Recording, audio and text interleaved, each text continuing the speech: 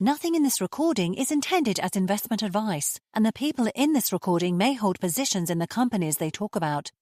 Do not make any investment based solely on a tip or recommendation. Please do your own research. Hello and welcome to Zach's Traders Cafe. Today I'm joined by Bernard Aylward, who's CEO at Kodal Minerals. How are you today, Bernard? Hi, Zach. I'm really well, thanks.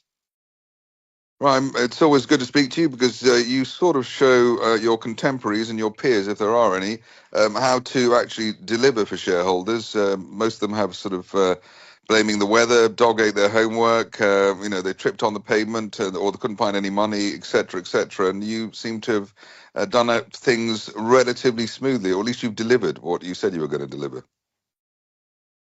Well, thanks, Zach. I think that's been exactly our mantra for a long time, and that is focus on what we know we can do, tell people what we're going to do, and then go ahead and do it. And in our case, we've spoken lots of times, and clearly our focus has always been the value of our project. So to explore it well, to work closely with the local community and the government, which has really helped us in Mali with support we've had from local level through to federal level. And people actually want us around, which is a great compliment to the team. And finally, recognising the value of our project and needing a partner, we worked on that very early, and we were very pleased to welcome Hainan as a partner. And that's led to the position we are now, where we've been fully funded through the construction. We're commissioning a plant. We have first production that we told people about earlier this year, and we're looking forward to the first export. It's a great position to be in. So, it seems as though there's nothing, touch wood, there's nothing really significant that could go wrong from this stage. Is that right? Look, Zach, we were always very cautious. We're still ongoing with the commissioning of the plant. We can fine tune it a bit more, we think. There's some work we're doing to improve the feed into the crusher, generally working a bit more on the consumables in the DMS unit that fine tune that density separation. We hope we've covered off everything that can go wrong. We feel very confident that from now on, we'll be looking forward to be in a steady state as soon as possible.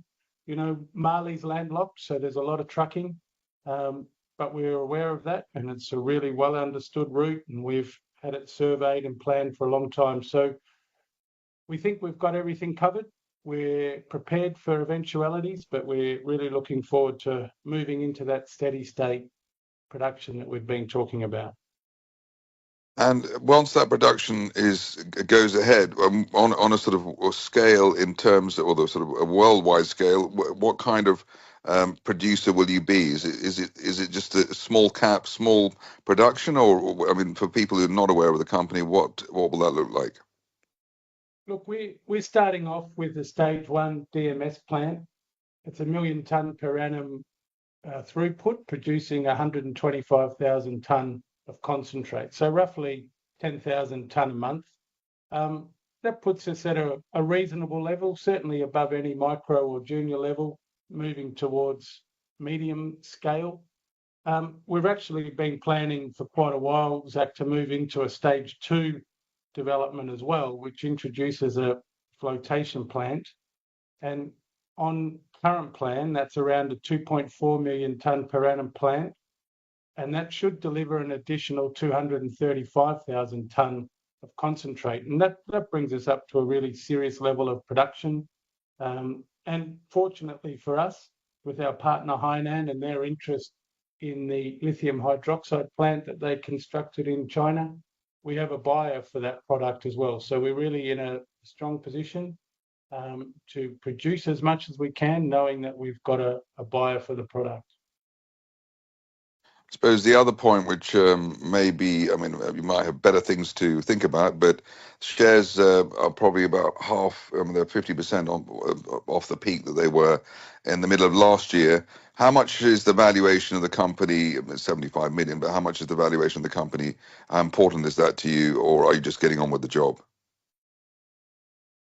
Obviously, I'm a shareholder, and we have lots of friends in our shareholder, a lot of long-term shareholders who have supported us for years. We're obviously working hard to justify the shareholding and the value that we see. And like every CEO you've ever spoken to, Zach, I can tell you my view is that it's not recognising that value at the moment. We're working on improving that. One of those key things will actually be trucks driving out of our plant with product to the port. That's a key driver for us. The main thing that I think underpins the valuation of a company is what you said. We're getting on with the job. That's always been our mantra. We know what we need to do, and we really work on delivering that.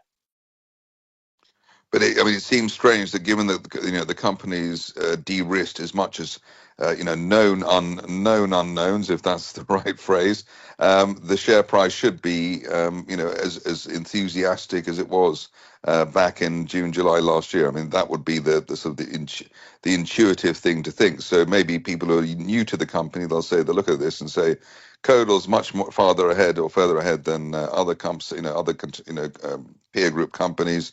At 0.37p, this looks interesting. Yeah, look, I hope they do, Zach, because really we have a great project in the Bougouni lithium project. We have a great partner in Hainan Mining. In terms of positioning ourselves, well, we all clearly see that the lithium market has declined over the last 2 years. But as we said earlier, we focused on our financing. We got it early. We secured a great deal. We've built our plant, and we're moving to production. And at the moment, there's not many rivals who have done that. And we feel that we're coming into the time in the lithium market when we're starting to see some strengthening in the price, an increase in demand. And, you just focus on the news and you see the continued expansion in China, the continued take-up and increasing use of lithium and lithium-ion batteries. It's a great support for our plan for the Bougouni project. Bernard Aylward, CEO at Kodal Minerals, thank you very much indeed. Thanks very much, Zach. Good to talk to you. Thank you for listening. Remember to visit our website for more news and other podcasts at www.share-talk.com.